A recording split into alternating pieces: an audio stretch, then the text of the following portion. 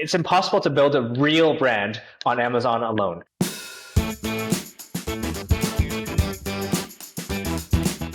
Hey there, I'm your host, Ben, and welcome back to an exciting new season of the Amazon Strategist Show. This is the podcast that's all about strategy, no hacks, no silver bullets, and definitely no magic pills. We're all about delivering real practical strategies for dedicated Amazon sellers out there who mean business. So today we've got a phenomenal guest joining us, someone who's truly mastered the art of strategic e-commerce success. So without further ado, let's go ahead and dive right into today's episode and learn from the best, ladies and gentlemen, Vance Lee. A little background, Vance. So you are an e-com entrepreneur with 13 years of background as both a brand growth and marketing strategist. And since starting out in 2015, you've mastered crowdfunding, the pre-order launch strategy to launch products and grow brands. And you've raised over $7 million in successful launches, which is amazing, and broken records with two of those launches, both reaching the number one most funded in their niches and ranking in the top 1% of crowdfunding projects of all time. Wow, that is pretty wild. So I'm excited to dig into this. You're originally from Canada, and now I know you're kind of doing the digital nomad thing and traveling full time and living in different countries around the world. So I think the next kind of question I want to ask is, where in the world are you, and how long have you been there, and kind of what's been your favorite place you've traveled to so far? Thanks for that intro, by the way. And yeah, thanks for having me here. This is awesome. Right now, I'm in Thailand. So I'm in north of Thailand in a city called Chiang Mai. So been here for about 9 months. So this is a little bit of a longer stint for me, which I'm starting to enjoy now. After a lot of traveling, I'm starting to slow down the traveling a little bit and spend a little bit longer in some of the places that I'm in. But Thailand, definitely one of the top places. I love Bali, Portugal. So I've been to a lot of awesome places where there's a lot of expats and nomads. And it's been really, really awesome to be able to have this kind of lifestyle and this experience. So is this the longest you've stayed put in one place since starting kind of the nomad lifestyle? No, I stayed in Bali for about 2 years during, I got there right before COVID and ended up staying there because, I chose to stay. It could have gone either way at the time, but I chose to stay, and it turned out to be the best decision ever. It was Bali was super empty, and it was just this crazy kind of quiet island where usually Bali is very, very busy and lots of people there. I was going to say that sounds ideal because I've just been talking to a lot of my friends. I still have yet to go there, but just seeing that now it's so crowded if you go to certain the kind of touristy popular places. So I'm sure that was amazing. Yeah, it was really awesome. Loved it. Cool. Well, so Vance, I'd love to kind of dig in here and learn a little bit more about how you initially got into the Amazon world or this e-commerce world and how you found yourself doing the crowdfunding kind of model. I know a little bit about it, but I'm excited to learn selfishly, because I want to learn about this, but also I have friends that have tried this model out. I've heard, kind of mixed things from them. So I'd kind of love to hear just the backstory, how you kind of wound up where you are today. Yeah, let's do it. So I started Amazon FBA in 2015. And the reason why I started this business, I originally was in the 9-to-5 world, and then I kind of broke out of that and started running a video production agency in Toronto, where I'm from in Canada. And I took a trip the year before I started this business to Thailand, actually. So it kind of comes full circle. But nice. I just had an amazing time on this trip. And I thought to myself, like, what can I do to allow myself to travel and do this all the time? And so at the time, my business was like a localized business in Toronto. We had clients, but they were all kind of like in-person clients, and we had to do gigs that were in Toronto.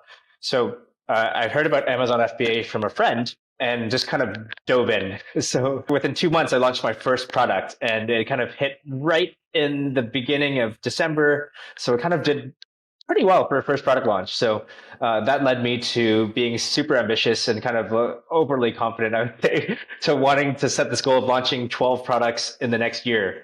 And for anybody listening and thinks, okay, well, that's pretty ridiculous. Definitely, it was very ridiculous. I didn't really understand much about cash flow.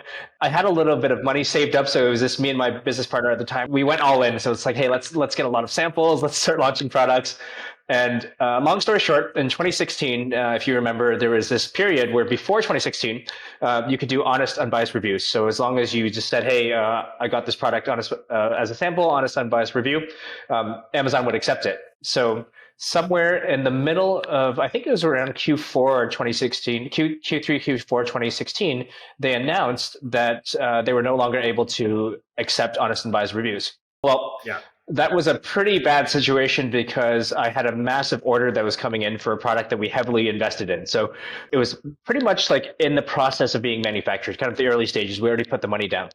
And so I didn't know about any other way of launching. So I started thinking of like, well, this is a panic situation right now. This is a massive, almost $50,000 order that went in. And what are we going to do? So I started looking at Shopify, and I came across Kickstarter, which is a crowdfunding platform. We can kind of go into that a little bit later, I'm sure. But Kickstarter, I was a customer before because I was supporting some different interesting products that I saw there. And so I knew about it, but I didn't know much about it. So I kind of at that point said, okay, well, let's see if this is possible. We did have a pretty cool product that was a little bit unique at the time.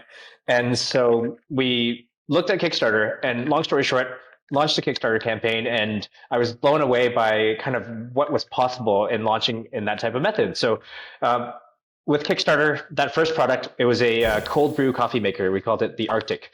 And this did about $650,000 on the launch alone. Wow. And then we moved it over to Indiegogo, which is another crowdfunding platform. And that did another 200, over almost 300K on that platform. So the launch itself, including upsells, was about $950,000. Yeah, $950,000 after Before upsells. you actually had the product or anything like that. Before the product, yeah. So this was all pre-orders, yeah.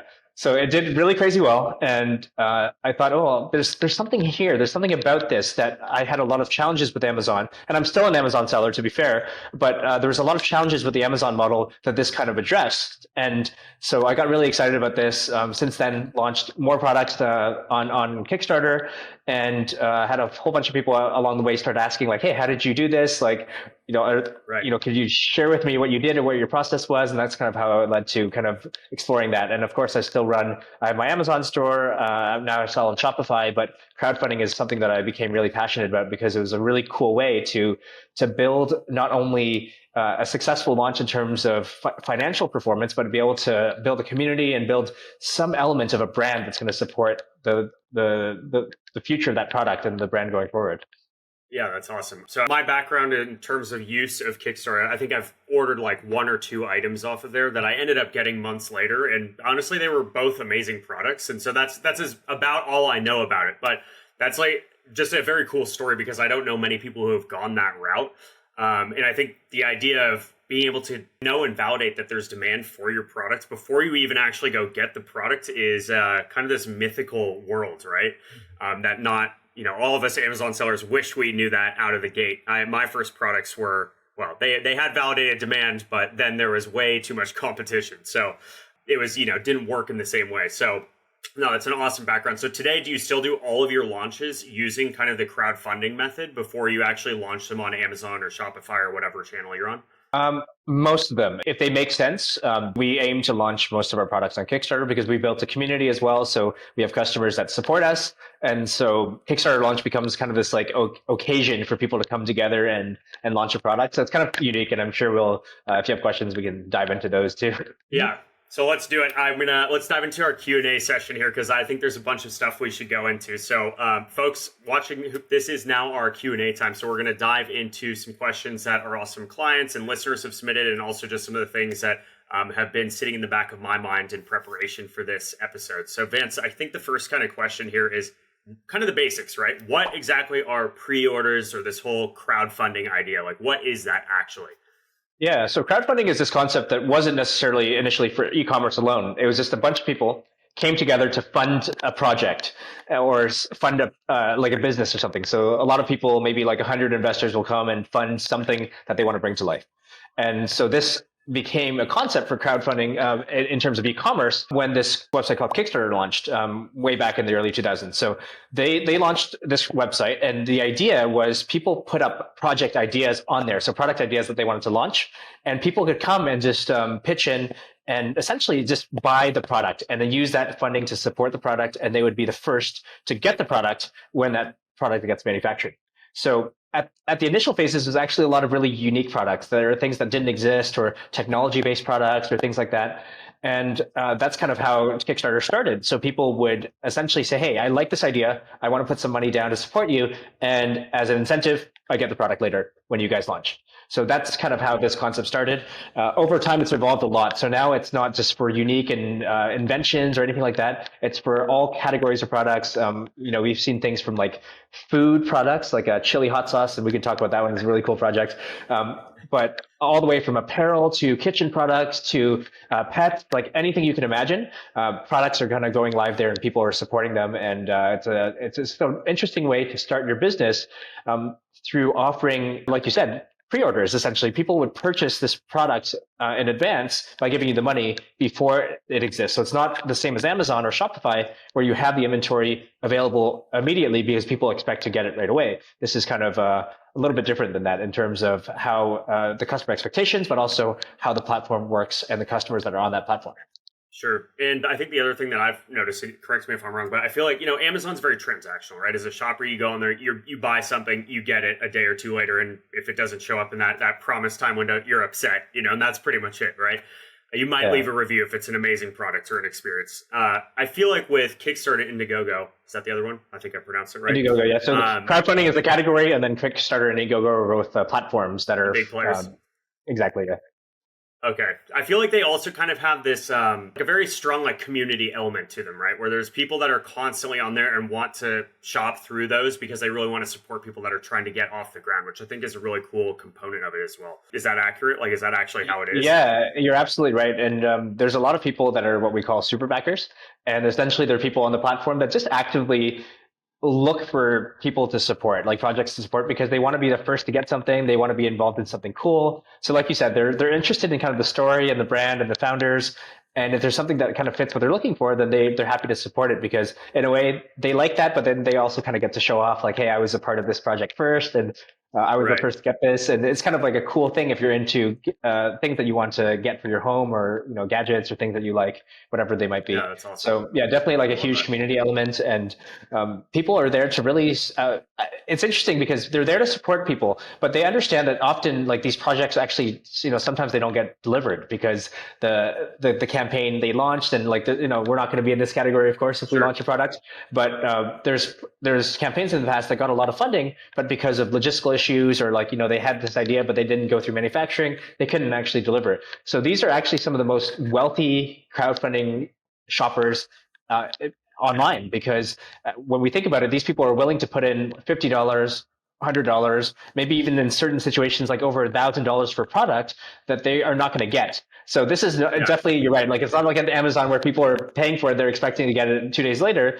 This is a very specific situation where they have money, they have disposable income, and they're ready to spend on something that they believe in. So that's kind of like a very different context when it comes to crowdfunding. It's like a kind form of gambling, I feel like, in a way. With an incentive that's kind of cool. I might get this product. Yeah.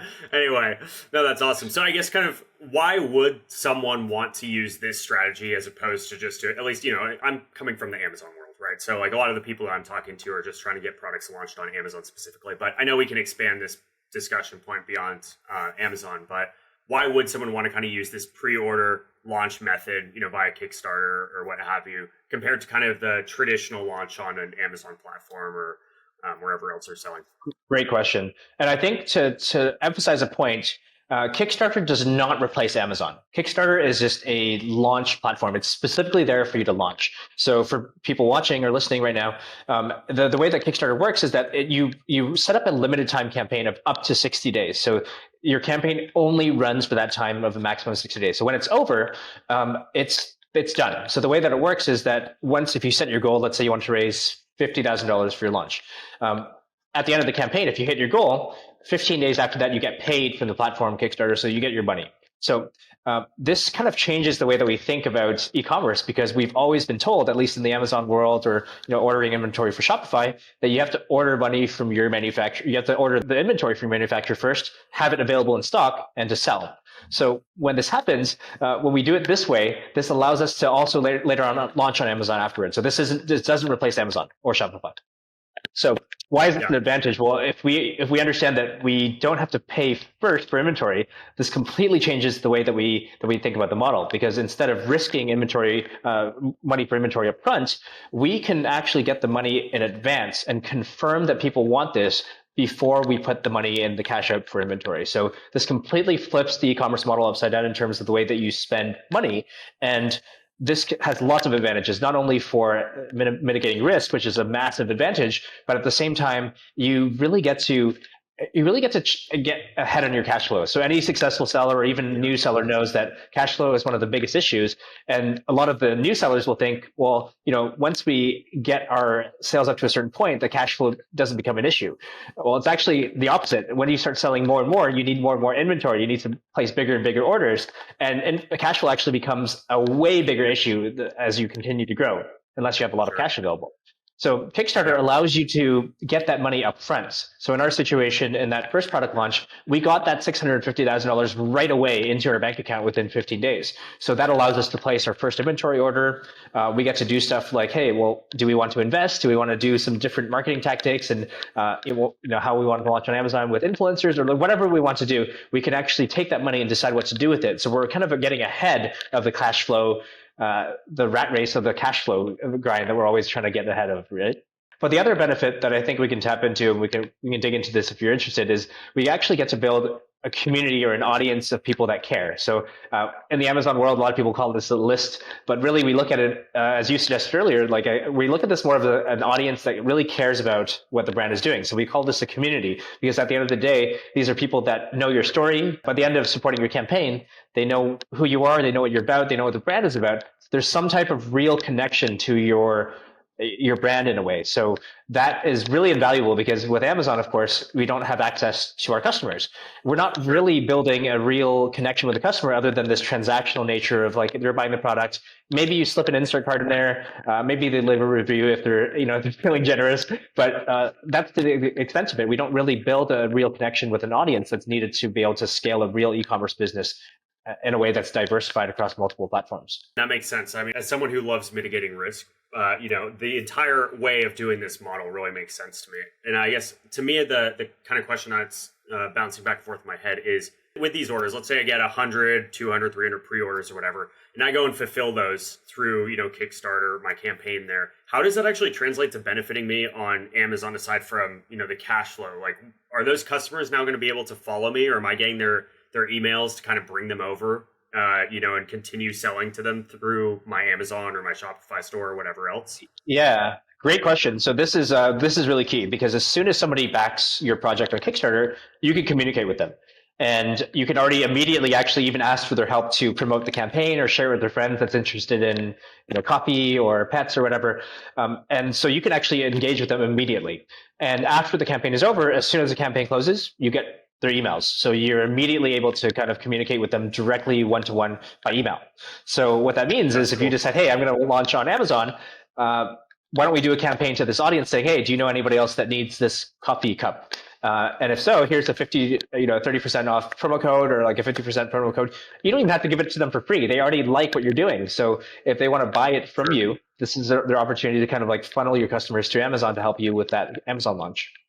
Gotcha. And I guess another question, because I've seen, I was looking through Kickstarter before this, but what happens, like, obviously there are a ton of people that are doing Kickstarter campaigns. What are like the high level strategies in terms of just like, how do you actually get your campaign in front of people as a like successful campaign? Because I know there's ones that are, will show up kind of similar how to Amazon, will have different badges that they give to products, right? That help you obviously get some trust and convert better. On Kickstarter, you kind of have the same thing, right? With like, there's the staff or editor picks, I think, that I've seen in the past. There's things where they'll do like, hey, this one's nearly funded or a brand new launch. So how do you actually kind of get the attention on your products or campaign on there? Sure, great question. So Kickstarter has an algorithm much like Amazon's algorithm. So the algorithm is based on how well you do in terms of things like driving traffic, people converting, all sorts of kind of like video watches, like how long they're finishing and watching your video, things like that. But the most important metric is usually how quickly you hit your funding goal within the first 24 to 48 hours. So if you're setting your funding goal to be, let's say, $10,000, how quickly you hit that funding goal is an indicator to Kickstarter that you've actually invested time and effort into building an audience or a community in advance. So the key to this is really, the way to summarize is that we want you to hit your funding goal within the first 24 to 48 hours, because that's going to allow you to kind of tell Kickstarter well, tell their algorithm really that like start paying attention Right. to us. This is a cool campaign. People care about it, and then you start getting some organic ranking within the Kickstarter platform. And if they like the project, sometimes this is how the editors will pick out like, hey, we like this product. They feature it in their emails or social media and that type of thing, and that's when you get a lot of organic lift from the actual platform itself. So that's kind of like the short answer. No, that's perfect. That makes sense because I was really curious, like if I'm going on there. Of course, I want an aggressive goal, like so. But there's an argument really that you shouldn't go and just say like I want $1 million funding goal, but you want to have that funding goal fulfilled because that's going to help you then have a successful kind of start to your campaign as well. I'm sure there's tons of little tricks and tactics like that. Who is this exactly for? I guess is kind of like the next question here. Like who should look at doing kind of this as a launch method? And who shouldn't do it? And can you do this if you already have a existing product? I would assume this is just for brand new products. Yeah, so great questions. So I think let's start with who it's for in terms of the stage of your business. So the misconception for Kickstarter before was that this was, I mean, that's kind of how it was used initially, but the misconception is that it's meant for new businesses or people that haven't launched yet. And it definitely works for those people because, of course, if you want to mitigate risk, you want to get cash flow, all those benefits of launching if you're a new business, that works for you. But even we're finding so many big brands are now launching on Kickstarter for new product launches because it's such a great way to build your audience, build your community, and also get ahead on that cash flow and get the cash. So not only do you kind of get the financial benefits that you would get, if you're a new business, but all the other benefits of actually building an audience, building a social media following, building people that are willing to share stuff on social media in terms of user-generated content and reviews, all those types of things. Those benefits small brands and big brands. So whether you're just starting out or if you have an existing business, it works well for those types of cases. So in that situation, it works well for all businesses. But when it comes to specific product categories, I mean, we've seen this successful in many different product categories. But the thing that we really look for when it comes to a successful campaign is an interesting way to position your product. So it doesn't need to be a completely brand new product. It doesn't need to be something that's like never been seen before, but it should have some type of unique angle to present the product in a way or to position the product in a way that makes it interesting or exciting or unique to that particular audience that you're presenting it to. Right, because you do still have to. I mean, there's a landing page for your product and your campaign. You really do still have to tell the story well and sell the product, and that is another kind of question that I have is you don't have this product made yet. So are you getting mock-ups normally of the product and then creating kind of video as the founder talking about like the story behind it? But like what goes into that actual listing itself if you don't have the physical product yet? Or are people Yeah, getting great samples question. maybe? Is that kind of how it goes? Yeah, exactly. So great question. So there's two things that you mainly need to launch a campaign. So you need to, number one, have a prototype of the actual product because to get approved by Kickstarter, they need to see that your product exists. So if it's a cup, it's a cup. Gotcha. If it's a towel, it's a towel. Whatever it is, you need a prototype of the product that works. And the second thing is you need to actually prepare your campaign page. So within the campaign page, that's equivalent to your Amazon product listing page, where you have to essentially, like you said, tell the story of why people should support your product and to purchase it. But the good news is when it comes to preparing your product listing page, I mean, you're going to need a few key assets, right? You need your photo, you need your copy, and this is kind of debatable nowadays. I think that every product listing page and every campaign you need a video to launch because it's going to really help you with your conversion rates. But so the idea is you need all the assets that you would need if you launch on Amazon. If you're going to launch a Shopify store, you're going to need those assets. So you're not really creating anything that you wouldn't have created otherwise for launch. But Sure. the caveat is I would say that you generally want to invest in higher quality. So you don't want to get your husband's sister's cousin to take photos for you, but you want to get something professionally done because you're investing in your brand, right? So you want Yeah. to invest in high quality assets, and those assets, once you're successful and your launch is good, then you can actually just apply those to your Amazon page or your Shopify store, whatever it is that's going to be useful for you to sell this product. So you're not really doing much different in terms of the actual preparation of that campaign page than you would if you were just launching on Amazon or Shopify. Yeah, no, and that's great because you can also, like you said, repurpose that. So it's not like you have to go and double down and now spend more money on more of that. Maybe you have to get a couple more things, but that makes sense. Who's this not for? Like, are there any categories that are specifically really bad or do not do well in this type of campaign? Like, Are there any types of sellers this should not be, used for? Or just tell me about that. I want to hear a little bit more. Yeah. There's a few categories that just don't get approved on Kickstarter and they just don't end up doing well. So things like supplements, things with health claims that doesn't really do well. Yeah. And that's generally not like, as long as it's something that you have to consume, they don't really allow that. Anything that's associated with like drugs or like weapons or that type of thing. CBD doesn't work. Yeah, that stuff doesn't really work. So there's like a category of a bunch of different categories of things that are not approved. In terms of things that get approved, I've seen things do well in so many different categories. The one that blew my mind was we had this client come to us. She is a chef, so she wasn't really in e-commerce at all, and she wanted to launch her hot sauce. She developed this like Chinese chili hot sauce. And if you know anything, if you ever bought hot sauce, this is a like $2 item at the bottom shelf of the grocery store type of thing, right? But we said, okay, well, why don't you consider, you have a cool story. Why don't you consider launching this on Kickstarter? And she was very open-minded. She'd never done e-commerce before, but she was like, yeah, let's give this a shot. So she ended up launching her product on Kickstarter, and she raised $120,000 on Kickstarter. And this got a lot of really interesting press, people talking about, this new chili sauce and, this cool founder story and that type of thing. And she took this and she ended up doing a lot of really cool things with this campaign. So she ended up, deciding to launch on e-commerce. So she built a Shopify store. She launched on Amazon, and her Amazon listing, I mean, she had, I think 3 listings because they had different SKUs, but the product was doing about $200K a month combined on these 3 listings. So crazy performance on Amazon for a hot sauce. This isn't like a revolutionary product.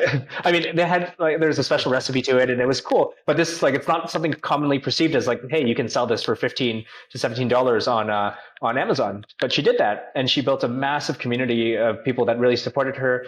And so above and beyond like the e-commerce performance, she had like over 100,000 real followers on Instagram that came from her developing her brand in this way. And her Shopify store had almost about 100,000 regular visitors every month. So that was her traffic, organic traffic from to her Shopify store. Yeah, that's not bad for right out of the gate. Exactly, yeah. And the coolest thing was she actually took the results of her successful campaign and she brought this to kind of like private investors. And essentially the pitch was, hey, we raised this much money before this product even launched. And so she got a lot of strategic investors that were interested in getting involved in the business. And she ended up launching this on a few different retail channels. So she sold this in, I believe, I'll talk about that one last. But Target, Costco, and she got into one of the most difficult stores to get into, which was Whole Foods. And all of this came from this launch that had really cool results and had essentially a lot of ability to have a conversation around why people liked her product and why she was able to build an audience around it. And so that allowed her to be successful not only on Amazon, but on a bunch of other channels that she didn't really imagine before. And this was somebody who did not have e-commerce experience at all. So it's not like people listening to this podcast who have already done something or maybe in their process of researching. This was literally somebody who was passionate of a product that wanted to launch it. So yeah, that's really cool because I didn't even think about that, but there's that whole element of the press that you can kind of get from it. And in a way, I'm thinking too a little bit about some of the people I've worked with in the past who've been Shark Tank product launches and how they've been able to leverage that story into so many other different things. And it's kind of the same thing as if you do it right, you can use that as this person did and really leverage that and tell that story to other people to really grow your brand right out of the gate. So that's amazing. Exactly. It's funny you mentioned Shark Tank also because some people take their successful Kickstarter launches and then go to Shark Tank. And that's where they get their valuation because they say, hey, we raised $100,000 pre-launch. And then they go to these people and say, hey, we haven't gone to market yet, but Sharks, like we have 100K, so our valuation is this. So this is a really interesting way to start moving into different areas. So it allows you to have opportunities that you don't think that are really kind of possible when you start going into e-commerce alone. Right. Yeah, no, that's cool. I'm curious, what have you seen that's kind of changed over the years that you've been doing this? Because obviously, when was your first launch on Kickstarter or your first campaign? Was that in 2016? 2016, yeah, exactly. Okay, so we're 7-ish years right now since that, roughly. What's changed in that time? Has it become a lot harder to do these crowdfunding launches, or is it easier? Like, I'm assuming it's a little bit harder. Yeah. It's changed. So what are kind of the key differences now versus when you first started? Yeah, when I first started, it was still possible to. I guess let's talk about like strategy. When I first started, it was still possible to have some really cool products that launch and just do a little bit of marketing, have a really small audience, and still kind of launch and potentially be successful because there weren't as many campaigns.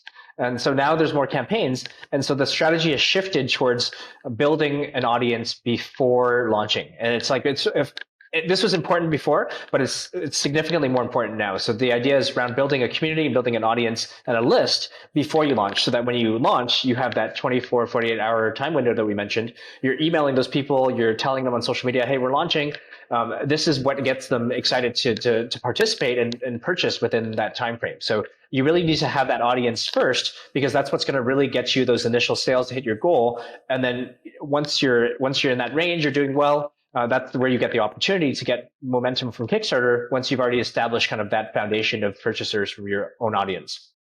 Yeah, that's awesome. So you do kind of, and this is something I've been reading more and more about. I know there's the whole concept of 1,000 true fans, and then I read Ryan Daniel Moran's book. I forget what the name of it is a while back, but both of them, the concept is you really kind of want to find those initial people to build that list to help kind of get your everything off the ground. But you need surprisingly fewer than you would think. Like in my mind, I would think I need 100,000 people to really have like a successful launch like this. The reality is you can probably do it with just 1,000 people, or even less in some cases, maybe, as long as they're really passionate about kind of what you're talking about. So how do you actually go about kind of building that list before you go and launch one of these campaigns? Or do you have Facebook groups? Are you running ads to like a landing page? What's that look like? Yeah, there's lots of different ways to do it. There's free ways to do it. There's paid ways to do it. But I think in general, the goal, the way we look at this is we're looking at a way to how do we engage people and get them involved in the process. So this is very unique to the way that I do launches. This isn't the most conventional way of doing it. A lot of people just go with the basic, ad to landing page, and you get the email, and then at some point you just email them and say, hey, we're launching. We do that too, but that's closer to the launch of the campaign. Before that, what we really like to do in our process, and and the way that we like to execute this, is we really focus on getting customers involved as early as possible. So even if we have this product idea in mind already, or if we have like a few designs that we want that the product's not ready, we want to start reaching out to people that we think are within our target audience to get them involved in giving us product feedback. Because not only does one, that help us actually determine if our idea is good, but two, that also gives us an idea of how to sell this to them in a way that allows them to want to purchase in the most exciting way possible. So one is the product. So we're getting feedback on the product. So it's like, hey, do you like this feature? Does it make sense to have it in these colors?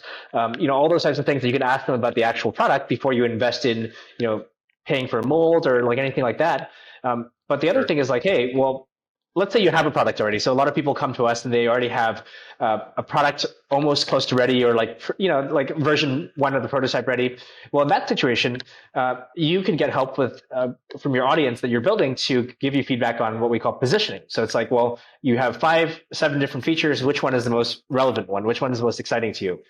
Which product photo do you like the most? And this is way better than I know a lot of, I'm not hating on PickFu and this type of thing, but a lot of people like to use PickFu. We don't know who's answering those surveys. We have no idea if these are people like young people, old people, men, women. Like that could be helpful to some extent, but it's not necessarily as helpful as being clear about this is the type of person that wants to buy your product, and this is what they think is relevant to make this appealing to them as a target customer. So we like to involve our customers in this process to be able to ask them for feedback, get them involved in surveys, and get them to kind of help us build the product and launch the product. And like I said, this doesn't mean that you have to listen to everything that they say. If they give you feedback that you don't like, you don't have to incorporate that into your product. And again, some people actually come to this process with already a pretty close to complete product. But regardless of the stage you're at with your product, the best way to build a passionate community is to give them some type of way to be involved in launching the product. And the more that you can do that, the more that people feel invested in what you're doing, and they feel much more inclined to support you when you finally launch. Sure. Yeah, that totally makes sense. It's really cool. I feel like that information is also so valuable, right? And then also for subsequent launches, you already have, assuming you're kind of launching a product in a similar category or a variation or something like that, you now already have this list built, and you can use that for so many other things. So that's amazing too. Yeah. So that's a really good point, because with our first launch, we acquired about 10,000 customers. So it was a really, really awesome launch. And so our next launch, we said, hey, what type of product should we launch in the coffee niche? And so we actually surveyed our audience about what they wanted to see and what they needed. And this idea of, my second product was this glass, this coffee glass, that double wall glass. And essentially it was designed to make your coffee smell and taste better. It sounds kind of woo woo and maybe not like doesn't work, but actually it's based on the design principles of wine and whiskey glasses, where it's shaped a certain way. And anyways, it works. It's a cool product. But this idea it was birthed from our surveys with our audience who wanted to see a cup with some unique properties. And we said, hey, let's explore this category further because people gave us that feedback. So they actually gave you the product idea pretty much for your second product. Kind of, yeah. They pointed us in the right direction, and we kind of refined the idea and found a way to build it. But the really cool thing is, from that first audience, we, of course, when we're launching our second product, we have access to this audience. We have access to the emails. They're following us. That we have a Facebook group they're in, so they're engaged with our community. So when we decided to launch the second product, we said, hey, we have this coming. This is launching on this day. Make sure you're ready for it. And on launch day, we set a goal of $20,000, and we hit that goal within the first hour. So people were just ready to buy. It was exciting. Nice. And by the time the campaign finished, our second campaign did about $300,000, $310,000 between Kickstarter and Indiegogo. And what was really interesting was that 5% of our initial customers from our initial audience supported our second campaign.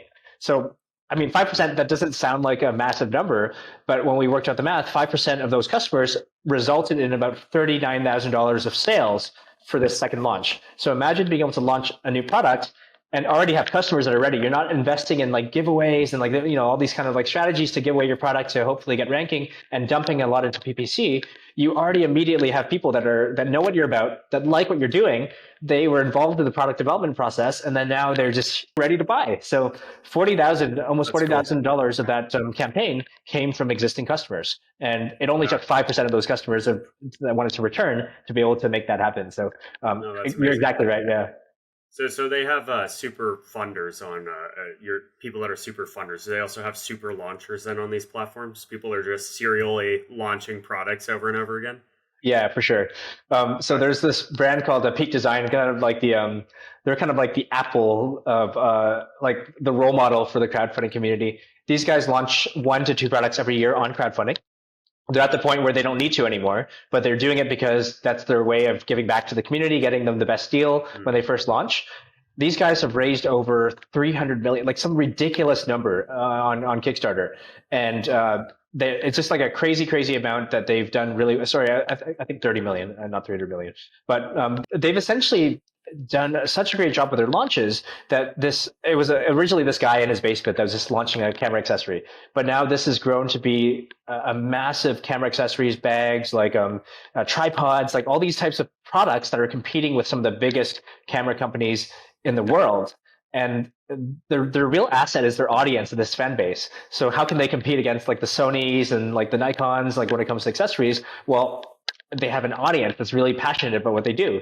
So instead of buying, this product from this expensive camera company, they'll buy it from this brand that they have this connection with, that they feel really like they supported them from ground up. So this is a great example because I buy their products and I have like 3 or 4 other products, and I'm constantly, if they have new stuff and it's like, it's something I actually want to buy, I'll usually support it because I feel somehow connected to this, connected to this brand. So yeah, no, that totally makes sense. What are the weirdest products you've ever seen launch? I'm just curious, like, are there any weird, really out there products, or are they all kind of, I feel like this is a place where you go to kind of also launch a weird product or something that's just not out there.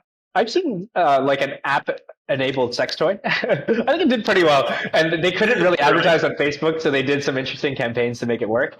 But an interesting kind of like, I think they positioned it as like a sexual health product, but really it was like a sex toy for men. It's all about the positioning for sure. Exactly. Yeah. So there's a lot of cool products. But Yeah, weird ones. I think that's one of the oddest ones. I've seen people launch, food products. Yeah, I mean, I think the sex toy one is like the one that stood out to me as one of the most odd Takes a ones. cake for sure. Yeah, Yeah, nice. So, Vance, I want to switch over to our controversial take section. I call this kind of the "Does pineapple belong on pizza?" section, which I am a firm believer it does. What is one of kind of the debatable or controversial, I guess, ideas that maybe you have that other people in the e-commerce industry might not share?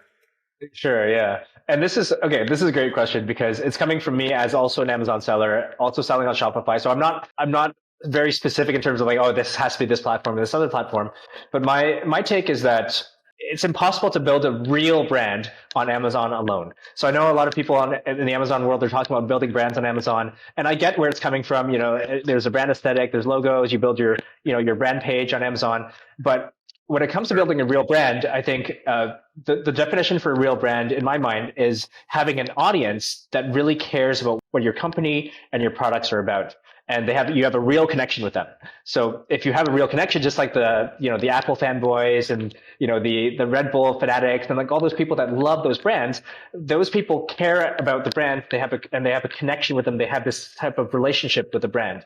And just being on Amazon alone, I feel like it's very difficult to accomplish that type of Mm, that type of relationship. Especially like you mentioned, it's more of like transactional in nature. So if you want to right. build a brand that connects with a lot of people, that you can have interactions with them, that you have communities where people want to participate and give you product ideas and that support you when you launch, like all the crazy people that wait on launch day for the new iPhone at Apple, you're not going to get people doing this on an Amazon store if that's where you think your brand is going to rest. So if you want to build something that's sustainable, that's diversified across multiple channels, that where you have real customers that really care, I don't think you can do that on Amazon alone. That doesn't mean you have Mm, to do crowdfunding to do this, but you might have to start considering, how am I going to build an audience and build a community off of that. So am I going to build a Shopify store? Am I going to build an interesting Facebook group that gets people involved and excited?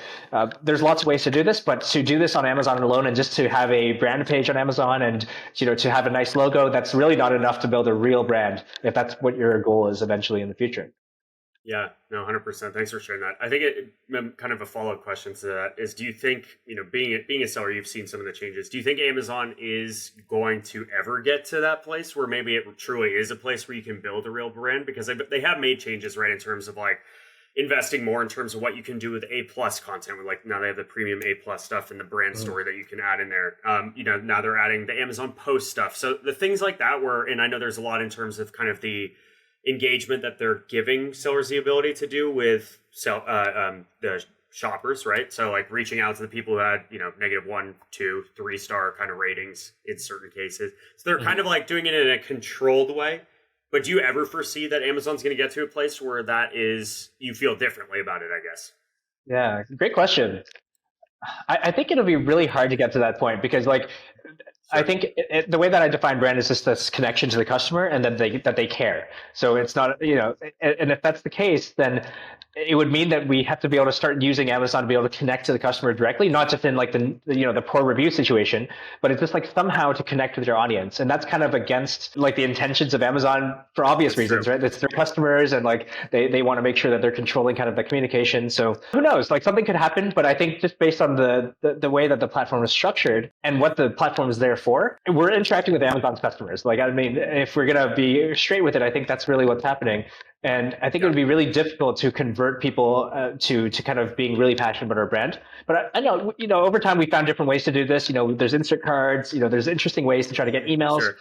So I They've think always tried to gamify the way that it's done. But yeah, I get what you're saying, exactly. right? It's like Amazon does own that customer and that customer's information, and that's the relationships there. So that totally makes sense. Yeah, I think it won't be a matter of Amazon kind of making a change that'll make this easier. I think it'll continue to be us sellers to find different ways to innovate, to get into a position where we can build that audience relationship and relationship with the customer. So I think it'll be less from the Amazon side, more from like our side of deciding, hey, we want to do something interesting to create this real connection with the audience to who will support us and care about what we do and have a real relationship. I think that's the Right. way that I see it. Yeah, no, that makes sense. Well, thanks for sharing. Does pineapple belong on pizza, by the way? I just have to ask you, is that something you believe in or no? I'm a huge fan of pineapple on pizza, so Yes. All right. that's I just I'm had to all for ask. it. Okay, cool. So Vance, I know we're kind of reaching our closing here. So I'm going to kind of transition now into just go into saying, first of all, thank you so much for being here. Really appreciate that. I can't believe how much we were able to kind of cover. And I know there's a lot more to this world in terms of strategy and tactics, in terms of crowdfunding and the whole thing. So we've definitely talked a lot about this stuff. Your insights, they've truly been amazing. Vance, I want to turn it around to you for a second and give you the chance to kind of talk about where people can come and find you. And anything else that maybe you're working on right now as well. Sure. Yeah. So I run a program called the Launch Accelerator Blueprint. So this is outside of my my regular selling and my brands, but this program is designed to help people essentially just launch using pre-orders through crowdfunding, or even in some cases people are using this to launch on their Shopify stores and that type of thing as a precursor to their actual scaling into e-commerce. So this is kind of before the Amazon stage or before launching officially on Shopify. So I have some free resources that I'd love to offer if if anybody's interested in exploring the crowdfunding model or the pre-orders model and to see what that looks like. So essentially, you can just visit our website, Live My Playground. So I think we can include this in the show notes. livemyplayground.com/sellercandy, and you're gonna get access to essentially this free training that walks you through understanding what it takes to go through a pre-order launch. And it's a little bit of a guide that I've put together that you guys can get access to 100% for free. So check that out and see if that helps you in your journey. Cool. Yeah, no, that's awesome. Thanks so much, Vance. So yeah, everyone who's watching this, whenever it may be, if you're coming up or thinking about doing a product launch in the near future, definitely go check this out. It's something that I'm personally super interested in. I think this model is very unique. And who doesn't want to start hitting the ground running, knowing their product has true validation, getting that cash flow up front, and really getting that feedback and building an audience. I mean, that's an amazing way to go and launch a product. So all great stuff, everyone. Make sure you check that out. But Vance, I think without further ado, I just want to say thank you again so much for being here. We really appreciate it. Awesome. Thank you for having me. We covered a lot today. So I hope your audience got value from this. And if you want to have round two, we can go deeper into stuff. I'm happy to do it too. Love it. Absolutely. Cool. Well, thanks again, Vance. Thanks everyone who's watching. And there you have it, the final curtain on this episode. So a big shout out to Vance for gracing us with his expertise and insights today. I'm sure everyone listening got a boatload of information. I know I certainly did. So if today's discussion did hit the mark for you, we would be incredibly grateful if you could take a moment, share your thoughts by leaving a rating, a review, even a comment on our YouTube channel. This is the fuel that really propels us forward so that we can reach more people with the Amazon Strategist Show and reach more e-commerce enthusiasts like yourself. And hey, let's not forget to stay connected. Make sure that you follow us on your favorite social media channel, your favorite podcast player. Stay in touch with us so you're going to get the latest episodes, sneak peeks, behind the scenes, and a whole lot more. You can also catch the links that were mentioned in the episode in the description box. And with that, we're going to be wrapping up today's episode. But don't worry, because we are just getting started. Mark your calendars. Next week, we've got another one. We'll be diving right back in. So get ready to soak up more expert insights very soon.